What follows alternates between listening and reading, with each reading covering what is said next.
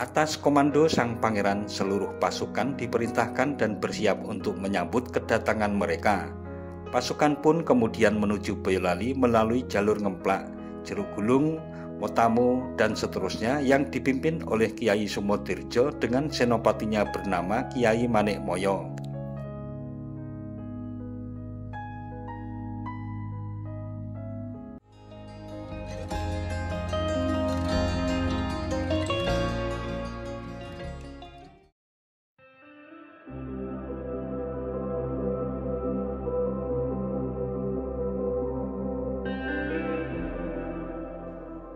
Assalamualaikum warahmatullahi wabarakatuh, Mitra DMTV.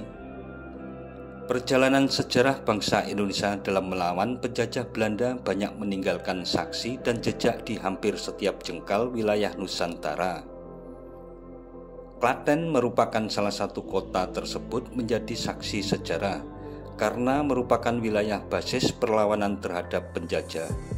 Hal ini diantaranya karena letak Klaten sangat strategis, yaitu berada di tengah-tengah wilayah Mataram, yaitu antara Surakarta dan Yogyakarta, sekaligus berbatasan langsung dengan Boyolali.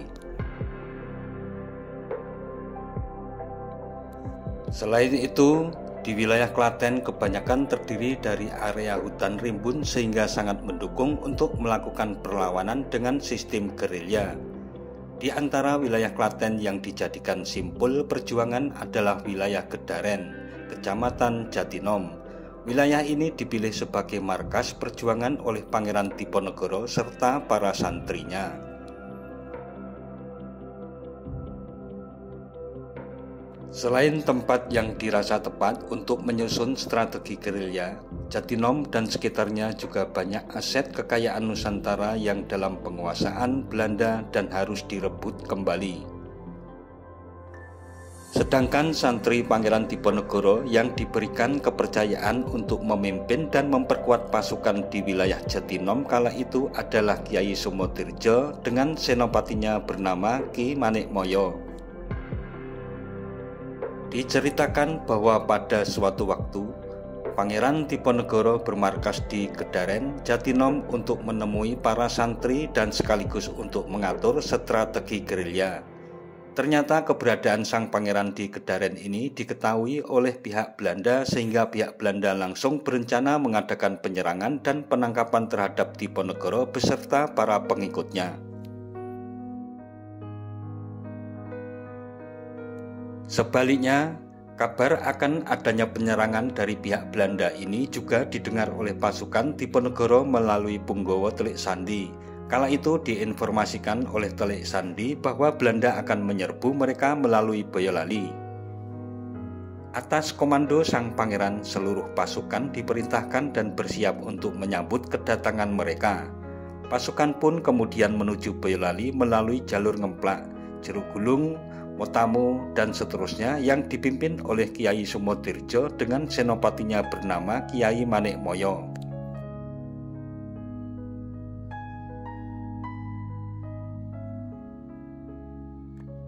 Sesampai Dukuh Jeruk Gulung atau yang saat ini bernama Jeruk Manis, Desa Glagah, Kecamatan Jatinom, kedua pasukan bertemu dan terjadi perang dahsyat sehingga banyak korban dari kedua belah pihak yang gugur dalam pertempuran tersebut.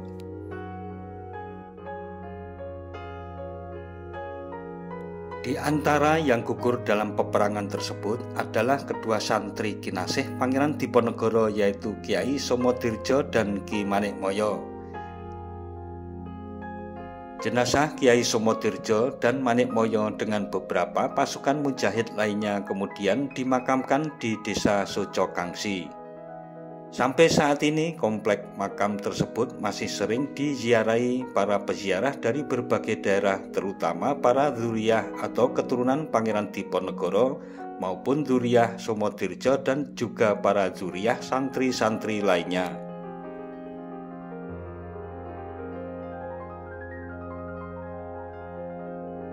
Seperti diceritakan di atas, ketika berada di komplek pemakaman Dukuh Socokangsi, Desa Socokangsi tersebut, bisa kita lihat bahwa makam Kiai Sumodirjo dan pasukannya berada satu komplek tersendiri dari makam di sekelilingnya. dengan bentuk nisan yang berbeda dari nisan pada umumnya, dengan bentuk khas nisan pada makam-makam kerajaan umumnya.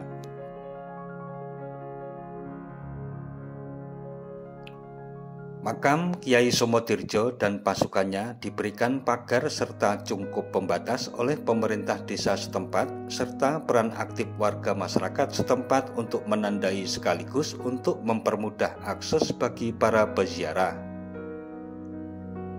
Sementara di luar pagar atau masih dalam satu komplek juga digunakan sebagai tempat pemakaman umum oleh warga. Di antara deretan makam umum warga ada satu makam yang berbeda dari makam lainnya dan justru lebih mirip dengan makam yang berada di dalam pagar dengan bentuk nisan khas kerajaan. Hal ini seringkali mengundang pertanyaan dari para peziarah. Adapun makam yang dimaksud adalah makam Kyai Manikmoyo. Terkait mengapa makam Manikmoyo justru berada di luar pagar dan terpisah dari kompleks makam Kyai Sumotirjo dan pengikutnya, hal ini sesuai amanah yang disampaikan Ki Manikmoyo beberapa waktu sebelum beliau wafat.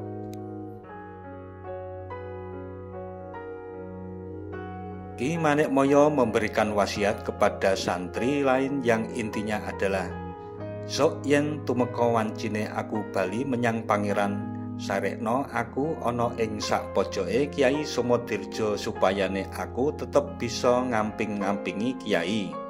Jika pada suatu saat saya meninggal, makamkan saya di sekitar Kyai Sumotirjo agar saya masih bisa menjaga beliau sebagai senopati."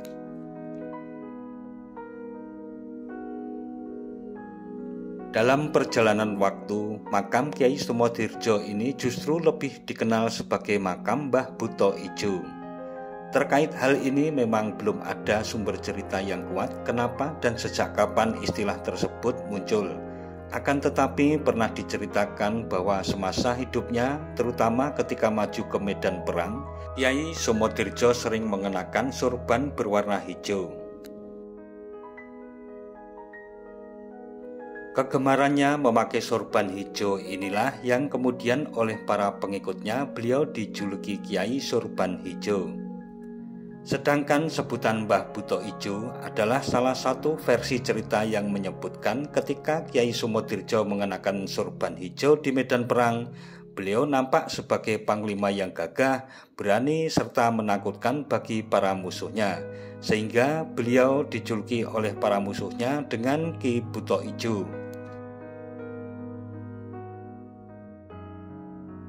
Nah, mitra DMTV, demikian tentang kondisi makam Kyai Sumotirjo yang dikenal sebagai Mbah Buto Ijo dan pasukannya beserta dengan kisah kepahlawanan yang menyertainya. Jangan lupa subscribe dan tekan tombol loncengnya agar tidak ketinggalan dengan video-video terbaru dari DMTV. Sekian dan wassalamualaikum warahmatullahi wabarakatuh.